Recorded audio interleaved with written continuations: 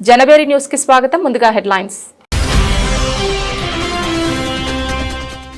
బందర్ రోడ్లోని చలసాని శ్రీనివాస్ ఆధ్వర్యంలో ఏర్పాటు చేసిన చలివేంద్రాన్ని ప్రారంభించిన జిల్లా కలెక్టర్. ప్రజల దాహర్తి తీర్చే విధంగా స్వచ్ఛందంగా ముందుకు వచ్చిన చలసాని శ్రీనివాస్ అభినందించిన లక్ష్మీష.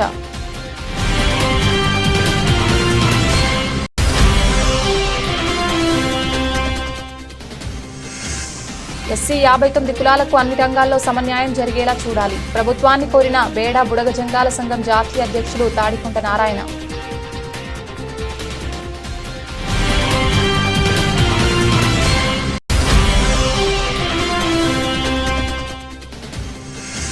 విజయవాడ తూర్పు నియోజకవర్గం 5వ డివిజన్ జయప్రకాష్ నగర్ లో పర్యటించిన ఎమ్మెల్యే గద్దె. నియోజకవర్గంలోని అన్ని రోడ్లను బాగు చేసి ప్రజలకు మౌలిక వసతులు కల్పించేందుకు కృషి చేస్తారన్న రామ్మోహన్.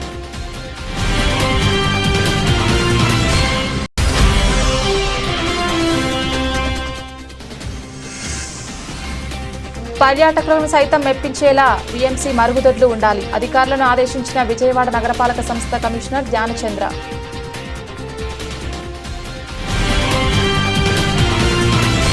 వేసవిలో ప్రజల దాహార్తి తీర్చే విధంగా చలసాని శ్రీనివాస్ స్వచ్ఛందంగా ముందుకు వచ్చి చలివేంద్రం ఏర్పాటు చేయడం అభినందనీయమని జిల్లా కలెక్టర్ లక్ష్మీష అన్నారు. ప్రతి ఒక్కరూ ఇటువంటి దాతలకు ఆదర్శంగా తీసుకుని ముందుకు రావాలని పిలుపునిచ్చారు. బందర్ రోడ్లోని రాఘవయ్య పార్క్ ఎదురుగా గల వంగవీటి రంగ విగ్రహం పక్కన చలసాని శ్రీనివాస్ ఆధ్వర్యంలో చలివేంద్రం ఏర్పాటు చేయడం జరిగింది. ఈ చలివేంద్ర ప్రారంభోత్సవంలో ముఖ్య అతిథిగా జిల్లా కలెక్టర్ లక్ష్మీష పాల్గొని మాట్లాడారు.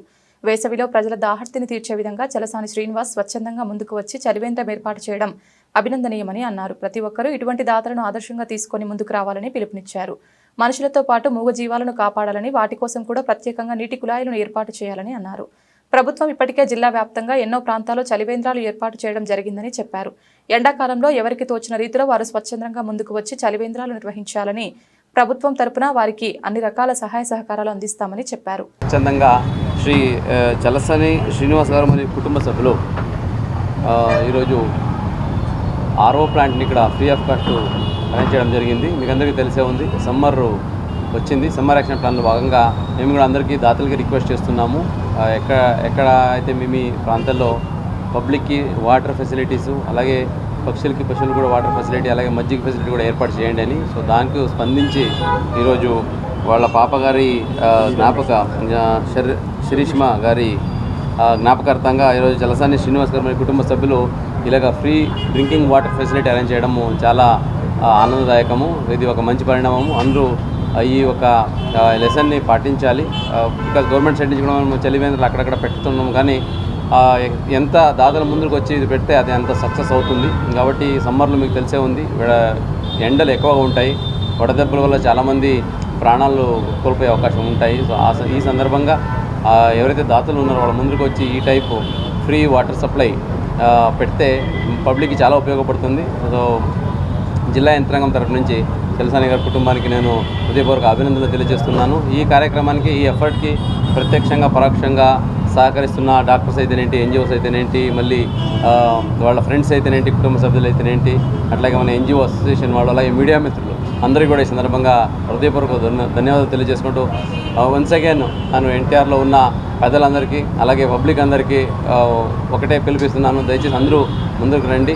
అందరూ ఇలాగా ఫ్రీ వాటర్ సప్లై మెయిన్లీ ఆహ్వానం నుంచి విచ్చేసిన young and dynamic IAS officer జిల్లా కలెక్టర్ లక్ష్మీషా గారికి, అలాగే ఆత్మీయుడు విద్యాసాగర్ గారికి, తుంగా లక్ష్మీనారాయణ గారు, డాక్టర్ రామశేషయ్య గారు, అలాగే ఇవాళ హెల్త్ క్యాంప్ని నిర్వహిస్తున్న డాక్టర్ రఘురామ్ గారు, వీరందరికీ, అలాగే ముఖ్యంగా ఇక్కడ చాలా కాలం నుంచి ఉంటా వారు వాళ్ళ నాన్నగారు కూడా ఉంటా ఇక్కడ ఆర్గనైజ్ చేస్తున్న చైతన్య గారికి, అందరికీ కూడా అందరికీ ధన్యవాదాలు చేస్తున్నాం.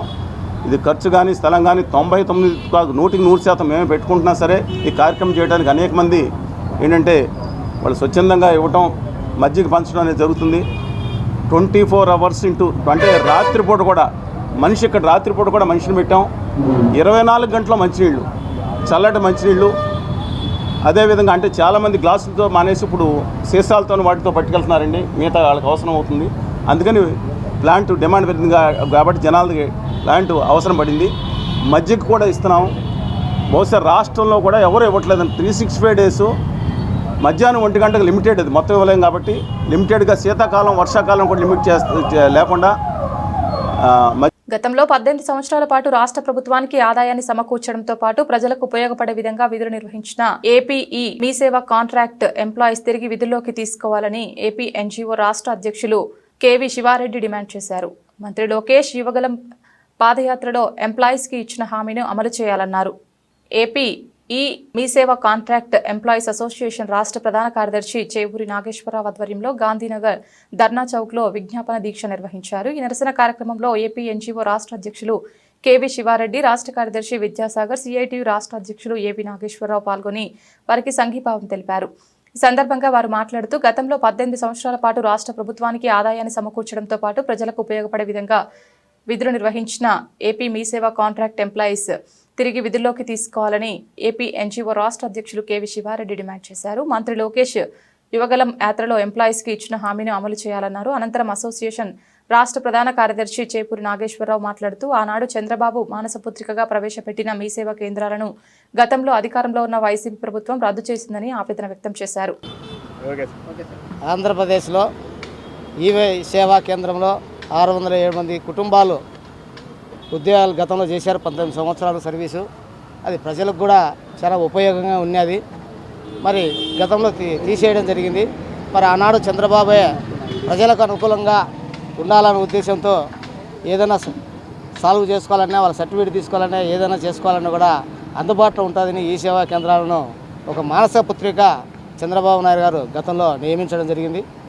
మరి దాన్ని ఇప్పుడు తీసేయడం జరిగింది.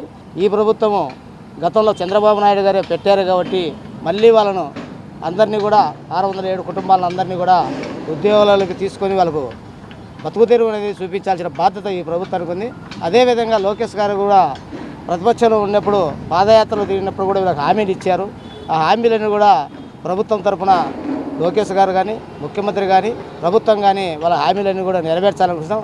మరి సడన్గా వీధిన పడతారు, వాళ్ళ కుటుంబాలన్నీ కూడా ఇబ్బంది పడతాయి. కాబట్టి అటువంటి ఇబ్బంది లేకుండా ప్రభుత్వం ఇమీడియట్గా పాలనాపేక్ష తీసుకొని వాళ్ళందరినీ కూడా రీఇన్స్టేట్ చేసుకొని వాళ్ళకు జీవనాభివృద్ధిని కల్పించాలని కూడా ఒకటి. అదేవిధంగా ప్రజలకు కూడా ఎంతో కొంత సేవ చేసేదానికి కూడా ఉపయోగపడుతుంది, ప్రజలకు కూడా అనుకూలంగా ఉంటుందని కూడా తెలియజేస్తున్నాం.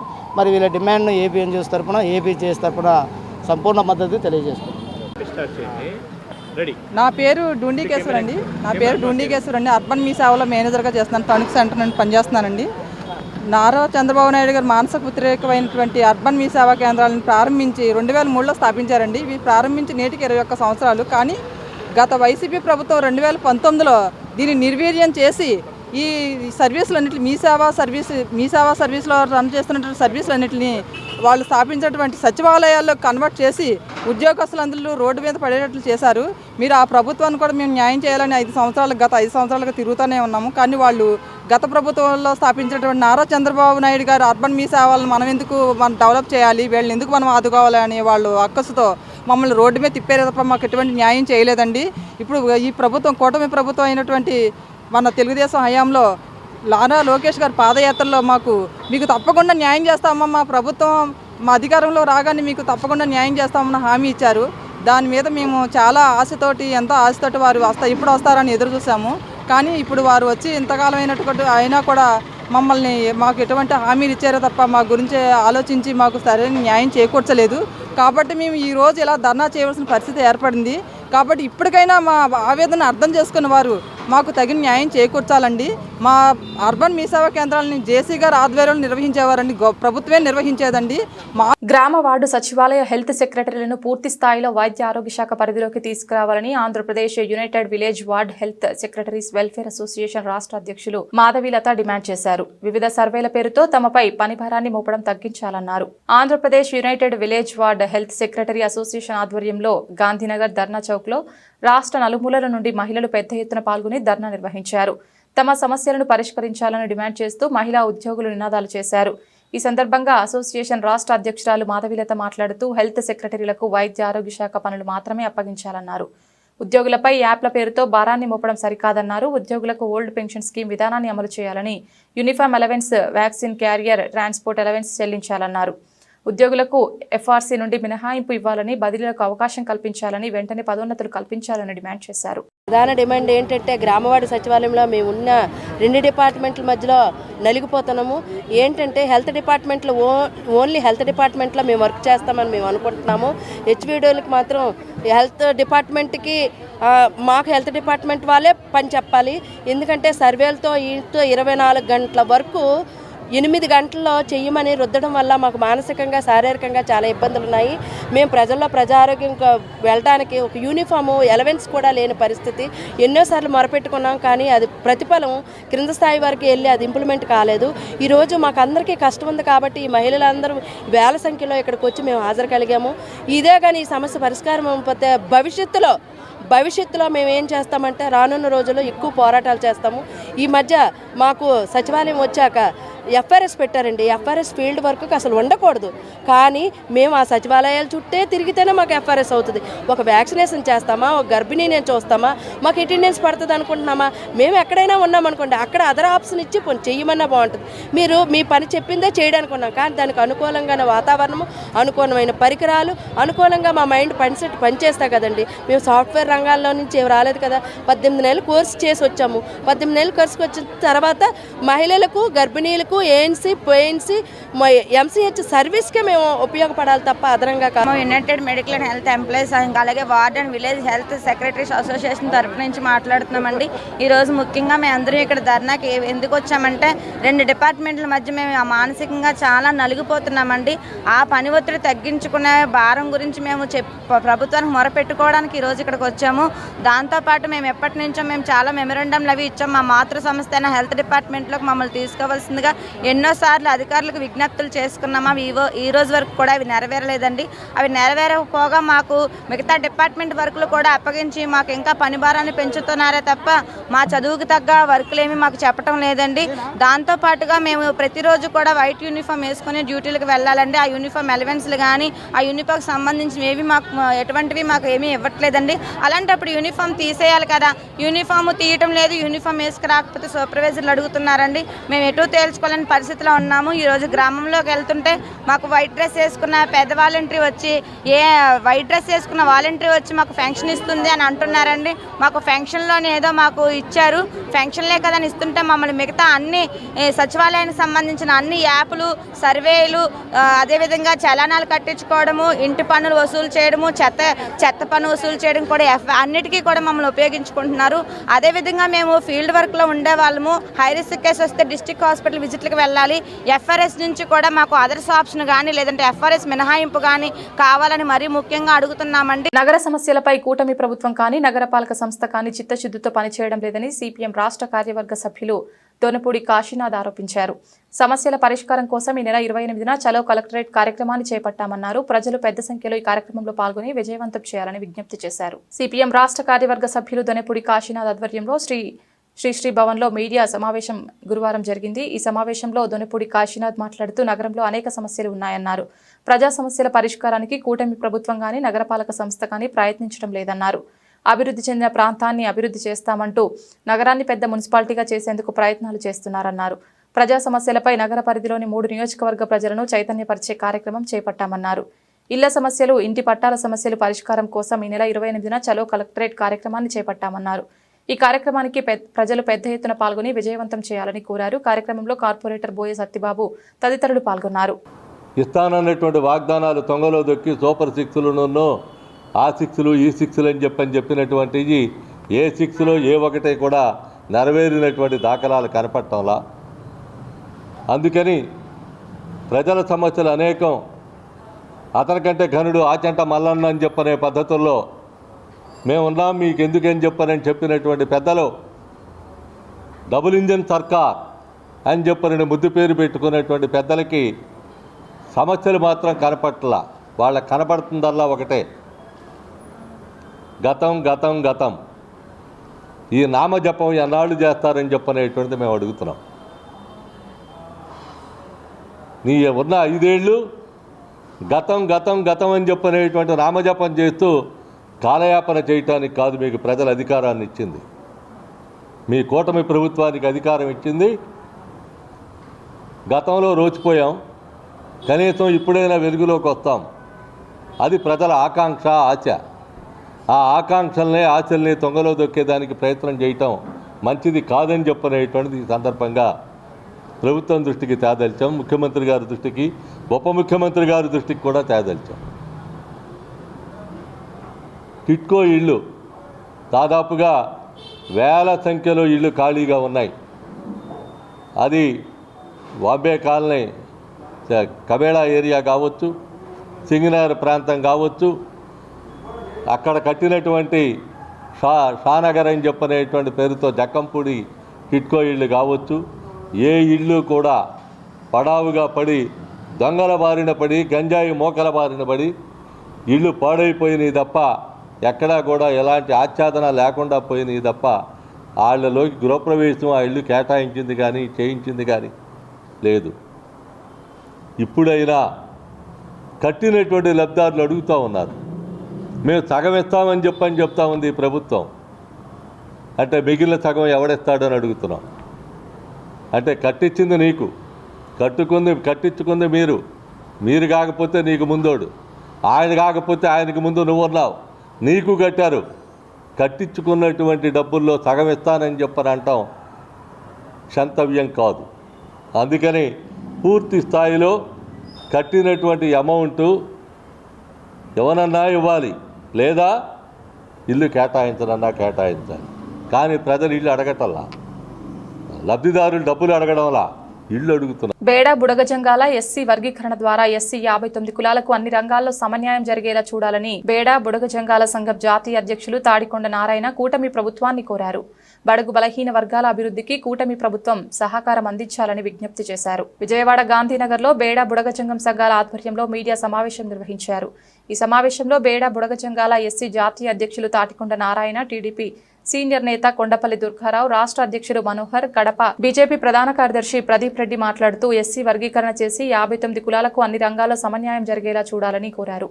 అసెంబ్లీలో తీర్మానం చేసి కేంద్రానికి నివేదిక పంపిన కారణంగా కూటమి ప్రభుత్వానికి కృతజ్ఞతలు తెలిపారు. కేంద్రం కూడా ఈ నివేదికను ఆమోదించి త్వరితగతిన ఆంధ్రప్రదేశ్ రాష్ట్రంలో గల కుల సర్టిఫికెట్లు మంజూరు చేయాలని కోరుతున్నాము. గతంలో బడుగు బలహీన వర్గాల ఎదుగుదలకు టీడీపీ వ్యవస్థాపకులు డాక్టర్ నందమూరి తారక రామారావు ఎనలేని కృషి చేశారన్నారు. నందమూరి తారక రామారావు స్ఫూర్తితో, పరిపాలన దక్షతతో సామాజిక న్యాయంలో భాగంగా ఎస్సీ 59 కులాలకు సమన్యాయం చేయాలని గతంలో వర్గీకరణ చేసిన ఘనత శ్రీ నారా చంద్రబాబు నాయుడుదని అన్నారు. 15 సంవత్సరాల నుంచి అనుభవిస్తున్న బాధను గుర్తించుకొని గౌరవనీయులు చంద్రబాబు నాయుడు గారు క్యాబినెట్లో ఖచ్చితంగా బుడగజంగాల ఎస్సీ జాబితాలో చేర్చాలి, వాళ్ళకి ఎస్సీ సర్టిఫికేట్లు ఇవ్వాలని చెప్పి క్యాబినెట్లో ఆమోదించిన పట్ల మేమందరం హర్షం వ్యక్తం చేస్తున్నాం. అంతేకాకుండా కేంద్రంలో కూడా మన ఎంపీ గారు బైరెడ్డి శివరమ్మ గారు కూడా కేంద్రంలో బుడగజంగాల ప్రస్తావన గురించి మాట్లాడడం జరిగింది. ఖచ్చితంగా త్వరలోనే బుడగజంగాల కులానికి అక్కడ కేంద్రంలో కానీ ఇట్లా స్టేట్లో కానీ వాళ్ళకి త్వరలో సర్టిఫికేట్లు అందజేస్తామని చంద్రబాబు దృష్టికి అవకాశాన్ని తీసుకుపోయి మేము కూడా దీనికి సర్టిఫికేట్ వచ్చేంత వరకు నిరంతరం పోరాటం చేస్తామని కూటమి ప్రభుత్వం తరఫున, తెలుగుదేశం పార్టీ తరఫున మేమందరం తెలియపరుచుకుంటున్నాం. నమస్కారం అండి. నా పేరు ప్రదీప్ రెడ్డి, నేను కడప జిల్లా జనరల్ సెక్రటరీ బీజేపీ. ఈరోజు విజయవాడ రావడం జరిగిందండి. గత 3 సంవత్సరాలుగా మేము వీరి సమస్యను, వీరు బేడా బుడగజంగం వారు రాజ్యాంగ హక్కును కోల్పోయి వీరు కేటగిరీ అనేది లేకుండా వీరు ఉన్నారు. వీళ్ళ పిల్లలకి ఉద్యోగాలు కానీ చదువులో కానీ ఏదైనా సరే ఒక అప్లికేషన్ ఫిల్ చేద్దామన్నా కూడా ఎక్కడ కూడా కేటగిరీ లేకుండా ఉండడం అనేది చాలా కష్టం. ఏ అప్లికేషన్ కూడా వాళ్ళు ఫిల్ చేయలేరు, ఉద్యోగాలు లేవు, చదువుకోలేరు. సో దీని సత్యకుమార్ గారి దగ్గరికి తీసుకెళ్ళాము, ఆదినారెడ్డి గారు దగ్గరికి తీసుకెళ్ళాము. వారిద్దరూ సమస్య పైన దృష్టి పెట్టి కేంద్రం దగ్గరికి తీసుకెళ్లారు. వాళ్ళందరూ కూడా ఈరోజు నిన్న క్యాబినెట్ మీటింగ్ జరిగింది. ఈరోజు కూడా అసెంబ్లీలో తీర్మానం చేయబోతున్నారు. వాటి గురించి ఇది అయిపోతుంది సమస్య. మేమందరం కూడా చాలా ఆనందంగా ఉన్నాం, ఈ సమస్య ఈ రోజుతో అయిపోతుంది అని. దీనికి సహకరించిన నారా చంద్రబాబు నాయుడు గారికి, సత్యకుమార్ గారికి, అలాగే ఆదినారెడ్డి గారికి ధన్యవాదాలు తెలుపుకుంటున్నామండి. కేంద్ర మానవ వనరుల శాఖ మంత్రి ధర్మేంద్ర ప్రధాన్ త్రిభాషా సూత్రాన్ని అమలు చేయని రాష్ట్రాలకు కేంద్ర ప్రభుత్వం నుండి ఇచ్చే నిధులు చెల్లించమని అనడం రాజ్యాంగ విరుద్ధమని మాజీ ఎమ్మెల్సీ విటపు బాలసుబ్రహ్మణ్యం పేర్కొన్నారు. ఉత్తర భారతదేశంలో అమలు కాని త్రిభాషా సూత్రం దక్షిణ భారతదేశంపై రుద్దడాన్ని వ్యతిరేకించారు. జాతీయ విద్యా విధానంలో భాగంగా త్రిభాషా విధానం అమలు చేయాలని కేంద్రం రాష్ట్రాలపై ఒత్తిడి తెస్తున్న నేపథ్యంలో ఆంధ్రప్రదేశ్ ఐక్య ఉపాధ్యాయ ఫెడరేషన్ ఆధ్వర్యంలో గురువారం యూటీఎఫ్ భవన్లో రౌండ్ టేబుల్ సమావేశం జరిగింది. ఈ సందర్భంగా X MLC Vitapu Balasubrahmanyam, UTF అధ్యక్షులు నక్క వెంకటేశ్వర్లు, ఏపీటీఎఫ్ ప్రధాన కార్యదర్శి ఎస్ చిరంజీవి, ఎస్పీ మనోహర్ కుమార్, ఎం హనుమంతరావులు మీడియాతో మాట్లాడుతూ త్రిభాషా సూత్రాన్ని అమలు చేయని రాష్ట్రాలకు కేంద్ర ప్రభుత్వం చెల్లించవలసిన నిధులను ఇవ్వమని అనడం రాజ్యాంగ సూత్రాలకు విరుద్ధమన్నారు. కేంద్రం అనుసరిస్తున్న విధానాలు రాష్ట్ర హక్కులను కాలరాయడమే అన్నారు. ఉత్తరాది రాష్ట్రాల్లో అమలు కాని త్రిభాషా విధానం దక్షిణాది రాష్ట్రాలకు వర్తింపచేయడం ఎంతవరకు సమంజసమని ప్రశ్నించారు. చర్చ నడుస్తున్నటువంటి కాలంలో భారత రాజ్యాంగం ఫెడరల్ వ్యవస్థని సపోర్ట్ చేస్తూ రాజ్యాంగంలో నిర్దేశించబడింది. రాష్ట్రాలకు హక్కులు ఉండాలని, రాష్ట్రాలకు సంబంధించి విద్యారంగంలో కూడా ఉమ్మడి జాబితాలో రాజ్యాంగం నిర్దేశించింది. కేంద్ర ప్రభుత్వం తీసుకునే ఏ నిర్ణయమైనా రాష్ట్రాలతో సంప్రదించి ప్రజాస్వామ్య పద్ధతిలో ఆమోగ్యదాయమైనటువంటి విద్యారంగాన్ని, విద్యా విధానాలని అమలు చేయాలి తప్ప ఏ భాష ఉండాలి, ఏ విధానం ఉండాలనే దాని మీద కేంద్ర ప్రభుత్వం నిర్దేశించి పెత్తనం చేసేటువంటి విధానాన్ని మేము యూటీఎఫ్గా వ్యతిరేకిస్తూ ఉన్నాం. ఈరోజు ఆంధ్ర రాష్ట్రంలో ప్రత్యేకించి త్రిభాషా విధానం అమలవుతుందని అంటే దాన్ని తరిచి చూస్తే త్రిభాషా విధానం ఈరోజు కూడా ఆంధ్ర రాష్ట్రంలో అమలవుతున్నటువంటి పరిస్థితులు ఉన్న కింద స్థాయిలో ఇప్పటికీ కేంద్ర ప్రభుత్వం, రాష్ట్ర ప్రభుత్వాలు ఎన్ఈపీ 2020 పేరుతోటి ఇవాళ ఇంగ్లీష్ మీడియం మాత్రమే ఉండాలి, తెలుగు మీడియం వద్దు అని విద్యార్థులకి చెప్పేటువంటి పరిస్థితి కూడా కొనసాగుతున్నటువంటి పరిస్థితులు ఉన్నాయి. అందుకనే ఈ రోజున ఎన్ఈపీ 2020లో ఏ విధమైతే త్రిభాషా సూత్రానికి సహసిద్ధంగా వాళ్ళని ఉచితంగా చేయాలనేటువంటిది ఏదైతే చెప్పిందో, స్వేచ్ఛ ఇచ్చిందో, ఆ స్వేచ్ఛాయుత వాతావరణంలోనే రాష్ట్రాలు ఏ భాష నేర్చుకోవాలి, విద్యార్థులకు ఏ విధానం ఉండాలనేటువంటి దాన్ని కేంద్రం బలంతాన రుద్దుకోకుండా రాష్ట్రాలకు స్వేచ్ఛనిచ్చే పద్ధతిలో ఈ భాషా విధానం ఉండాలని చెప్పి మేము ప్రత్యేకించి కోరుతా ఉన్నాం. అలాగే ఈరోజు బడ్జెట్ పేరుతోటి కేంద్ర ప్రభుత్వం నుంచి రావాల్సినటువంటి రాష్ట్రాలకి రావాల్సిన నిధుల్ని ఆ పేరుతో నియంత్రించేటువంటిది అప్రజాస్వామికం అనేటువంటి చెప్తా ఉన్నాం. రాష్ట్రాలకు రావాల్సిన నిధులు కేంద్ర ప్రభుత్వం నుంచి ఖచ్చితంగా ప్రత్యేకతే అది. మన దేశం దాదాపు అఫీషియల్గానే 27 భాషలు ఉండేటటువంటి దేశం ఇది. ప్రతి భాషకి సుదీర్ఘమైనటువంటి చరిత్ర, విశాలమైనటువంటి సాహిత్యం, దాని చుట్టూ చాలా పెద్ద సంస్కృతి అల్లుకొని ఉండేటటువంటి దేశం ఇది. ఈ దేశానికి ఒక ప్రత్యేకత ఉంది. మీరు దీన్ని అమెరికాతోనో బ్రిటన్తోనో పోల్చి చూడలేరు. మరి ఇలాంటప్పుడు భారతదేశంలో ఇంగ్లీష్ ఒక లింక్ లాంగ్వేజ్గా దఖలుపడింది. అది న్యాయమా అన్యాయమా అనేది కాదు, వలస వల్ల అది ఒక లింక్ లాంగ్వేజ్ కిందకి వచ్చేసింది. ఆ మేరకు నడుస్తూ ఉంది. ఇప్పుడు దాన్ని ఏమి రీప్లేస్ చేసే పరిస్థితి కూడా లేదు. ఇన్ని మాటలు చెబుతున్నారు కానీ వీళ్ళు భారతీయ భాషల గురించి వాళ్ళు మొత్తం సర్వనాశనం చేస్తున్నది ఈ ప్రైవేటు కార్పొరేట్ విద్యా సంస్కృతి. వాళ్ళు తెచ్చినటువంటి భాషా విధానం, అసలు వాళ్ళ భాషకు ప్రాధాన్యత లేదు. వాళ్ళ చదువుల్లో మాతృభాషకి అసలు ప్రాధాన్యత లేదు. జాతీయ భాషల గురించి పట్టించుకునే వాళ్ళు లేరు. ఏదన్నా ఉంటే వాళ్ళ మీద దాడి చేసి దాన్ని ముందు అడ్డుకొని ఉండాలి. ఆ పని ఏమి చేయడం లేదు కేంద్రం. ఈ పరిస్థితుల్లో ఒక భాషను ఇంద్రకీలాద్రిపై వేంచేసి ఉన్న కనకదుర్గమ్మ వారి సన్నిధిలో ఆక్టోపస్ మాక్ డ్రిల్ నిర్వహించారు. సుప్రసిద్ధ పుణ్యక్షేత్రమైన ఇంద్రకీలాద్రిపై భక్తుల భద్రత, ఆలయ పరిరక్షణలో ఏదైనా అవాంఛనీయ సంఘటన జరిగితే ఏ విధంగా వ్యవహరించాలి అనే విషయం ప్రధానంగా తీసుకొని రాష్ట్ర ఆక్టోపస్ విభాగం అధికారులు అర్ధరాత్రి నుండి తెల్లవారుజాము వరకు ఇంద్రకీలాద్రిపై మాక్ డ్రిల్ నిర్వహించారు. అవాంఛనీయ శక్తులు ఆలయంలోకి చొరబడితే ఆక్టోపస్ విభాగం, దేవస్థానం, పోలీస్, రెవెన్యూ తదితర విభాగాల అధికారులతో చర్చించి మ్యాప్ ప్రకారం యాక్షన్ ప్లాన్ రూపొందించి ఇంద్రకీలాద్రికి సాయుధ కమాండోలు చేరుకొని సాహసవంతంగా దుండగుల వద్ద ఉన్న పేలుడు సామాగ్రి, ఆయుధాలు నిర్వీర్యం చేసి వారిని అదుపులోకి తీసుకొని భక్తులను ఎలా రక్షించారు అనేది సీన్ క్రియేట్ చేసి పరిష్కారం చూపించారు. Octopus additional SP Shri Rajareddy, Octopus D SP Tirupathaiah, దేవస్థానం అధికారులు, 1 టౌన్ పోలీసులు, రెవెన్యూ, ఫైర్ సిబ్బంది పాల్గొన్నారు.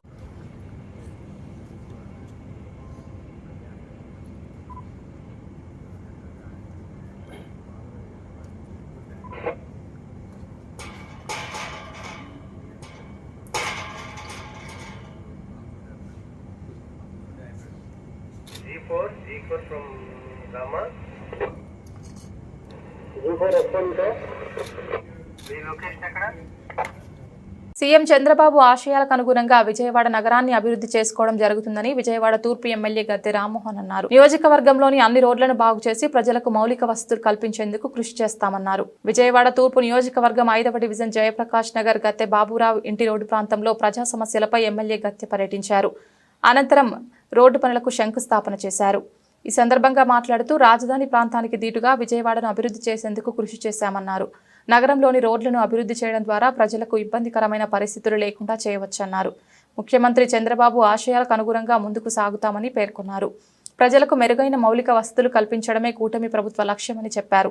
ఇవాళ జయప్రకాష్ నగర్ లో 5వ డివిజన్ ఇక్కడ 25 లక్షల రూపాయలతో అభివృద్ధి కార్యక్రమాలు శంకుస్థాపన చేసుకోవడం జరిగింది. రోడ్లు అనేవి నిరంతరమైన ప్రక్రియ, చిన్న చిన్న రోడ్లు. ఇప్పుడు ప్రధానమైన రోడ్లు కూడా కొత్త రోడ్లు సృష్టించడానికి తెలుగుదేశం పార్టీ విజయవాడ తూర్పు నియోజకవర్గం ప్రయత్నం చేస్తా ఉంది. విజయవాడ నగరంలో వచ్చే రోడ్లన్నీ కూడా బయట నుంచి అటు పెనమలూరు కాన్స్టిట్యున్సీ కానివ్వండి, లేకపోతే గన్నవరం కాన్స్టిట్యున్సీ కానీ అక్కడి నుంచి వచ్చే రోడ్లన్నీ కూడా డెవలప్ చేసుకోవడానికి, పటిష్టపరచుకోవడానికి సిఆర్డీ సహకారంతో ఆ ప్లానింగ్ జరుగుతూ ఉంది. ఇక్కడ ఈ ప్రాంతంలో ఇవాళ ప్రత్యేకంగా ఈ రోడ్లో వేసుకునే సమయంలో ఇక్కడ సోదరి మండలందరూ కూడా చెప్పింది శానిటేషన్ బాగాలేదని చెప్పారు. ఇక్కడ ఉన్న వర్కర్స్ చాలా తక్కువ ఉన్నారని చెప్పారు. అది ఇమీడియట్ గా అధికారులతో మాట్లాడడం జరిగింది. ఇవాళ రేపట్లో ఒక 50 మంది రిక్రూట్ చేస్తా ఉన్నాం. ఆ 50 మందిలో 40 మంది తూర్పు నియోజకవర్గానికి ఇస్తున్నామని కూడా చెబుతున్నారు. ఇవన్నీ కూడా స్టార్టింగ్ లో వచ్చే ప్రాబ్లమ్స్. ఈ ప్రాబ్లమ్స్ ఒకటి ఉన్న సమస్యలను ఎదుర్కొంటూ ఆ పరిష్కారం కోసం ప్రయత్నం చేస్తూ ఇటు అధికారులతోనూ ప్రజల సహకారంతోనూ అందరి సహకారంతో ముందుకు వెళ్లి మన విజయవాడ నగరాన్ని నారా చంద్రబాబు నాయుడు గారి ఆశయాల మేరకు దాన్ని అభివృద్ధి పరచుకోవటం, అది రానున్న కాలంలో కూడా వచ్చే అనేకమైన కార్యక్రమాలకి రాజధానికి ఇది ముఖద్వారం అవటం, అన్నిటి దృష్ట్యా విజయవాడ నగరం మీద ప్రత్యేకమైన దృష్టితో చంద్రబాబు గారు ముందుకు వెళ్తా ఉన్నారు. ఆయన సహకారంతో ఈ ప్రజల యొక్క రిక్వైర్మెంట్స్, ప్రజల యొక్క అవసరాలన్నీ కూడా సాధించుకుని ప్రజల యొక్క సంతృప్తిని పొందుతామని తెలియజేస్తాం. పర్యాటకులను సైతం మెప్పించేలా వీఎంసీ మరుగుదొడ్లు ఉండాలని విజయవాడ నగరపాలక సంస్థ కమిషనర్ ధ్యానచంద్ర అన్నారు. వైవీఆర్ ఎస్టేట్స్ లో నిర్మాణం దశలో ఉన్న రిజర్వాయర్ పరిశీలించి త్రాగునీటి సమస్య లేకుండా చూసుకోవాలని అధికారులను ఆదేశించారు. తన పర్యటనలో భాగంగా KT road, Jakkampudi, YVR estates, Patapadu, Ayodhya Nagar ప్రాంతాలన్నీ పర్యటించి క్షేత్రస్థాయిలో పరిశీలించారు. ముందుగా కేటీ రోడ్లో గల వీఎంసీ పబ్లిక్ టాయిలెట్స్ ను పరిశీలించారు. ఈ సందర్భంగా కమిషనర్ మాట్లాడుతూ పర్యాటకులకు సైతం మెప్పించేలా నగర పరిధిలో గల టాయిలెట్లు ఉంచాలని, అధికారులు ప్రస్తుతం ఉన్న మరుగుదొడ్లను ఎప్పటికప్పుడు పరిశీలిస్తూ ఎటువంటి మరమ్మతులు లేకుండా చూసుకుంటూ అవసరమైన ప్రతి చోట నూతనంగా టాయిలెట్లను నిర్మించాలని, మహిళల కోసం ప్రత్యేకంగా పింక్ టాయిలెట్లను నగర పరిధిలో గల 3 సర్కిల్లోనూ సర్కిల్కి ఒక టాయిలెట్ ఉండేటట్లు చర్యలు తీసుకోవాలని, సర్కిల్ 3 పరిధిలో ఒక పింక్ టాయిలెట్ ఉండగా సర్కిల్ 2, సర్కిల్ 1 పరిధిలో కూడా పింక్ టాయిలెట్లు నిర్మించేలా చర్యలు తీసుకోవాలని అధికారులను ఆదేశించారు. తదుపరి జక్కంపూడిలోని నిర్మాణం దశలో ఉన్న ఎస్టీపీలను పరిశీలించారు. నాణ్యత ప్రమాణాలు పాటిస్తూ ఎస్టీపీలను త్వరితగతిన పూర్తి చేసి ప్రజలకు త్వరలో అందుబాటులోకి తీసుకురావాలని అన్నారు.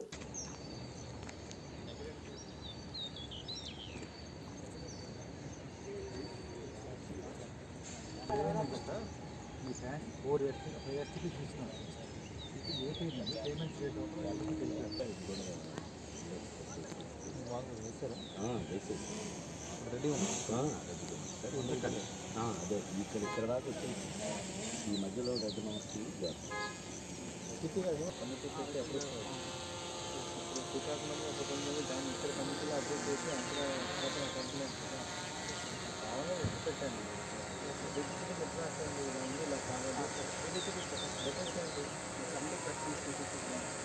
బులెటిన్ ముగించే ముందు హెడ్లైన్స్ మరొకసారి. బందర్ రోడ్లోని చలసాని శ్రీనివాస్ ఆధ్వర్యంలో ఏర్పాటు చేసిన చలివేంద్రాన్ని ప్రారంభించిన జిల్లా కలెక్టర్. ప్రజల దాహర్తి తీర్చే విధంగా స్వచ్ఛందంగా ముందుకు వచ్చిన చలసాని శ్రీనివాస్ అభినందించిన లక్ష్మీష.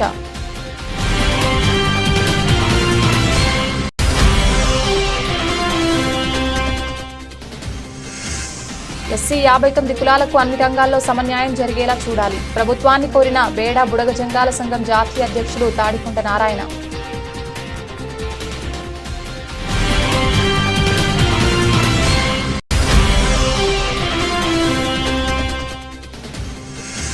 విజయవాడ తూర్పు నియోజకవర్గం 5వ డివిజన్ జయప్రకాష్ నగర్ లో పర్యటించిన ఎమ్మెల్యే గద్దె. నియోజకవర్గంలోని అన్ని రోడ్లను బాగు చేసి ప్రజలకు మౌలిక వసతులు కల్పించేందుకు కృషి చేస్తారన్న రామ్మోహన్.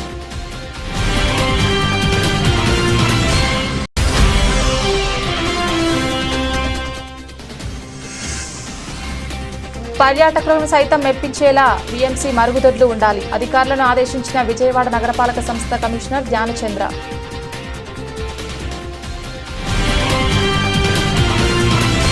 ఇది ఇవాల్టి బులెటిన్. తిరిగి మరొక బులెటిన్లో మళ్ళీ కలుద్దాం. అంతవరకు సెలవు. నమస్కారం.